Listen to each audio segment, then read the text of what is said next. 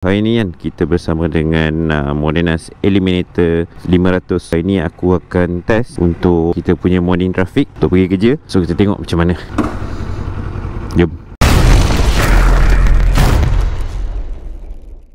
Assalamualaikum geng, kita bertemu lagi dalam video pada kali ni. So ni kita nak bergerak trafik dulu awal pagi. Biasalah morning traffic kan, memang mana-mana pun, especially dekat KL ni memang serabut. So kita tengok kan, macam motor ni, motosikal cruiser yang masuk tak nampak jalan. Alhamdulillah dapat tukar lane.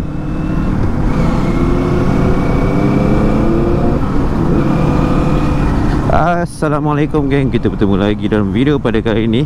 Bagi yang pertama kali singgah dekat channel ni, aku mohon jasa baik korang untuk menekan butang subscribe. Dan bagi yang dah selalu singgah ataupun yang kembali ke channel ni, aku ucapkan terima kasih kepada korang. Dalam video ni aku nak share dengan korang lah aku punya experience dalam mengendalikan Modenas Eliminator 500 ni.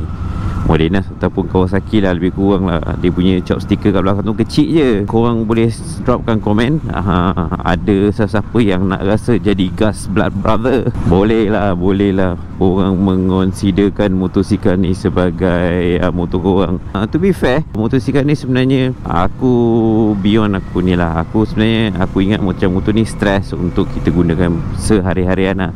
Tapi macam bagi aku sebenarnya motosikal ni okey digunakan untuk sehari-harian, especially kepada newbie lah yang baru nak berjinak-jinak dengan motosikal cruiser yang macam ni. Sebelum tu, jom kita sama-sama berselawat ke atas junjungan Nabi Muhammad SAW.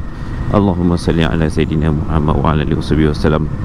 So itulah motor ni sebenarnya bagi aku, macam mula aku dapat, aku ingat macam stres tau nak mengendalikan dia, especially bila kita nak ni lah dalam jam pagi ni, nak mencilok kita split lane apa semua kan.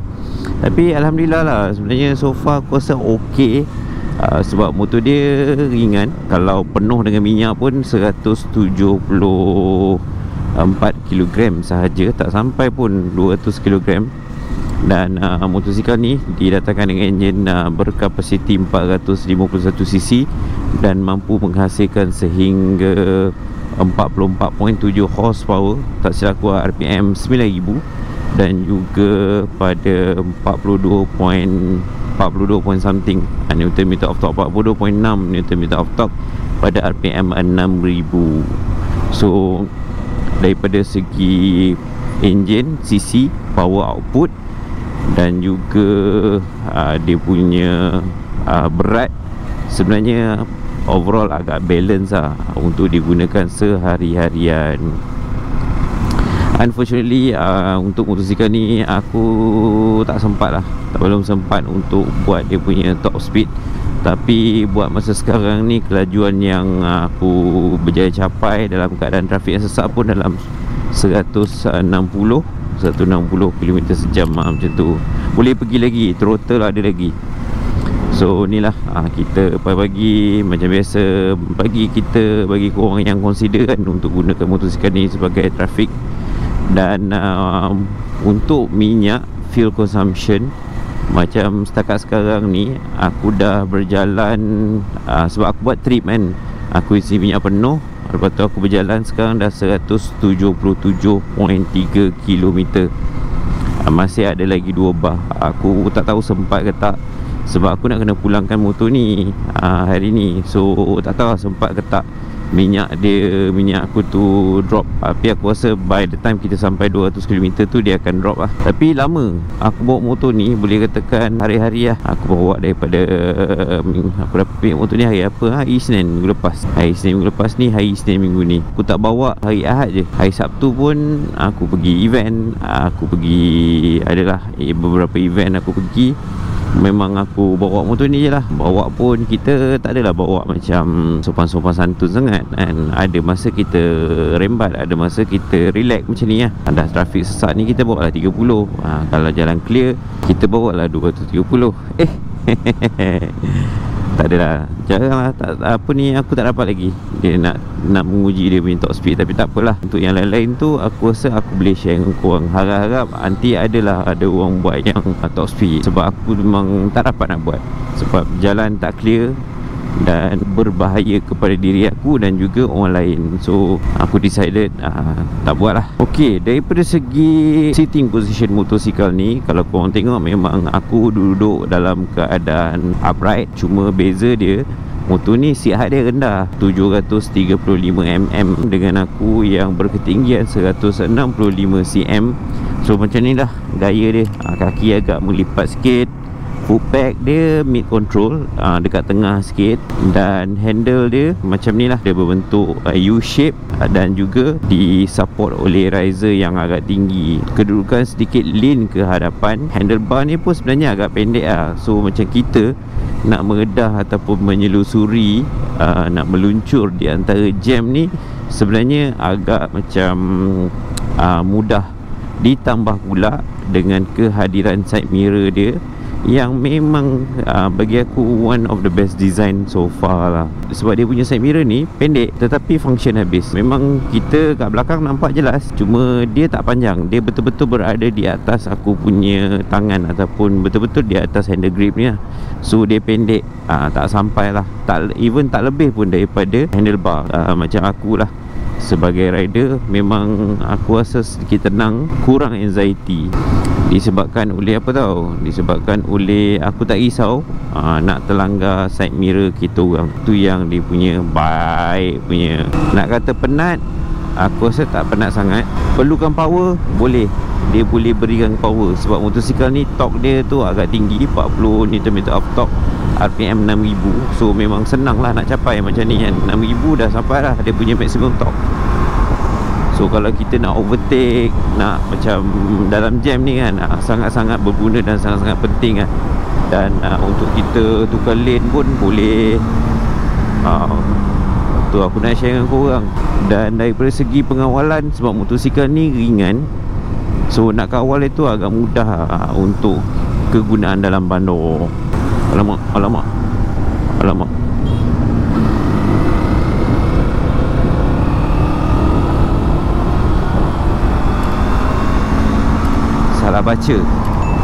Aku salah baca. Aku ingat kereta tu nak masuk kiri, tetapi sayangnya aku salah. So dah kena marah dengan orang. Marah bukan tak bagi signal, marah sebab lambat. Tapi dia pun relax, dia duduk tepi sangat. Tak nak salah kan. Motor mana pun nak salah, walaupun motor lain buat hal. So setakat ni apa pandangan korang? Apa korang rasa motor ni? Ngam ke tak ngam? Ataupun korang memang tak suka motor jenis wih ni? Tapi siapa yang rasa feeling nak jadi macam gas kan, tapi nak jimat, memang ini memang kena, memang ngam lah. Kalau macam Fatboy yang gas bawah tu, harga dia beratus-ribu mat. Maintenance pun sekali servis dah macam servis Pro 2. Itu servis biasa. Kalau kata korang nak servis macam tukar tayar dia pun easily 1000 lebih lah. Tayar depan belakang tu tak silap, harga betul tayar tu dah RM1000. Yang ni depan belakang mungkin RM700-800 je. Dia pakai rantai, yang itu dia pakai belting. Itu beza dia.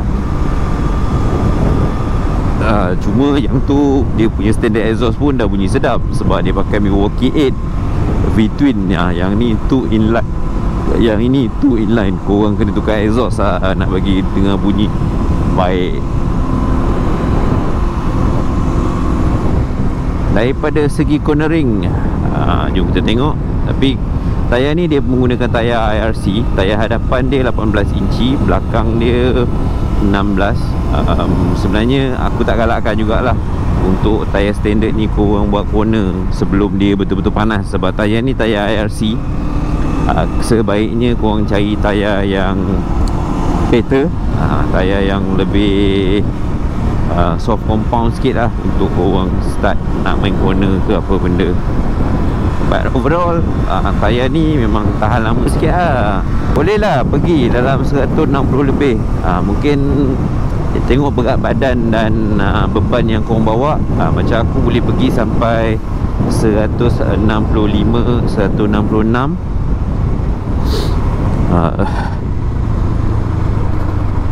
Mungkin boleh pergi lagi sebab aku pun tadi jarak agak pendek. Sebab kat situ je yang aku rasa jalan agak clear.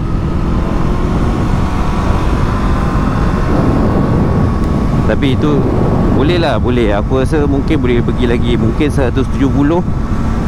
Sebab aku biasanya aku akan test rendah daripada orang lain lah. Tapi dia punya handling ni lah yang aku suka.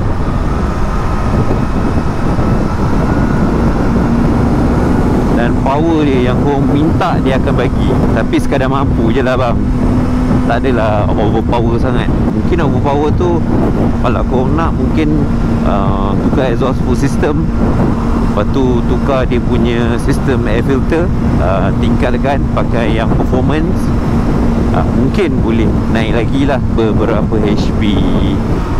Aku sekarang ni tengah tunggu dia punya minyak ni nak turun. Dia nak minta minyak, aku tengah tunggu. Tak tahu bila nak minta ni. Ni dah 190km. Dan motosikal ni satu kelebihan dia yang lain, walaupun dia menggunakan meter LED ni kan, korang boleh linkkan dia ke phone korang melalui satu apps yang dipanggil Kawasaki Rideology. So daripada situ dia boleh kongsikan dengan korang detail-detail motosikal ni lah. Kalau kata korang rasa macam susah kan, yelah nak kena pakai button apa semua, nak tengok dia punya detail ataupun sambil relax tu kan, nak check. Macam kadang-kadang korang lupa, aku dah servis ke motor aku kan. Kan setengah-setengah motor kan, bukan setengah-setengah motor ke, boleh katakan semua motor korang nak check dia punya servis dia bila, berapa. Kau memang kena turun, pergi kat motor tu, buka. Yang ni tak payah Mat. Yang ni kau buka phone je. Tapi dengan syarat kau dah link lah kau punya phone dengan motor tu. So dia akan bagi tahu kat kau motor tu dia punya mileage berapa, dia punya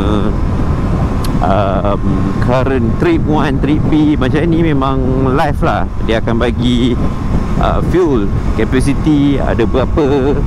Dan tak silap aku tak pasti lah dia ada bagi sekali ke tak bacaan untuk range kilometer. Tu kadang-kadang tu kena jalan tak. Fuel consumption macam ni aku punya fuel consumption sekitar dalam 21 km per liter.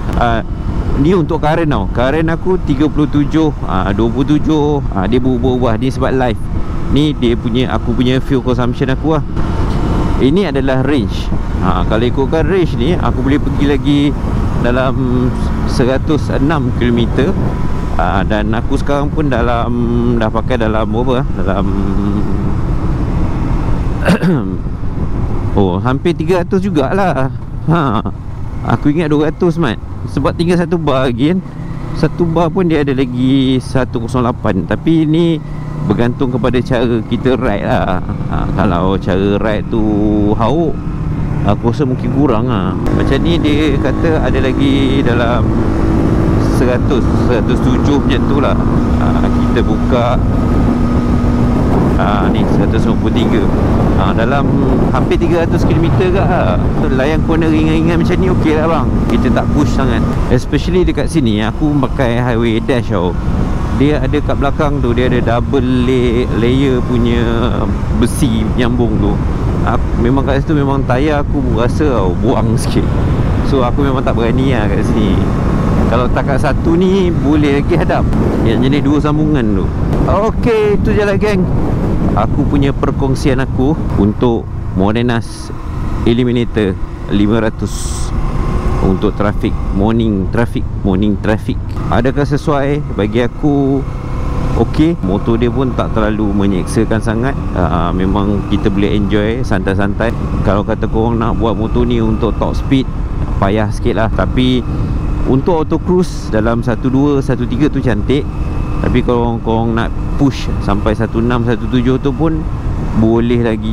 Itu kira yang standard. Kalau kata korang tukar full system ataupun korang tukar kepada upgrade kan, untuk dia punya air filter, dia punya sistem rantai, dia punya setting rantai, sprocket, Aku rasa mungkin boleh pergi lagi lah.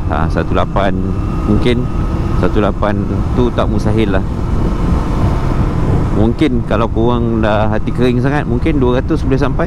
So apa pandangan korang? Dropkan komen. Apa korang rasa? Korang rasa berbaloi ke tak 500cc motor cruiser boleh layan untuk jam, dan juga harga baru 30,000, tak termasuk harga hotel insurance. Dan tak panas tau. Ni tak panas aku memang tak rasa panas. Dia punya haba tak rasa, walaupun 500cc. Kita jumpa dalam video akan datang. Jangan lupa like, share dan subscribe. Assalamualaikum.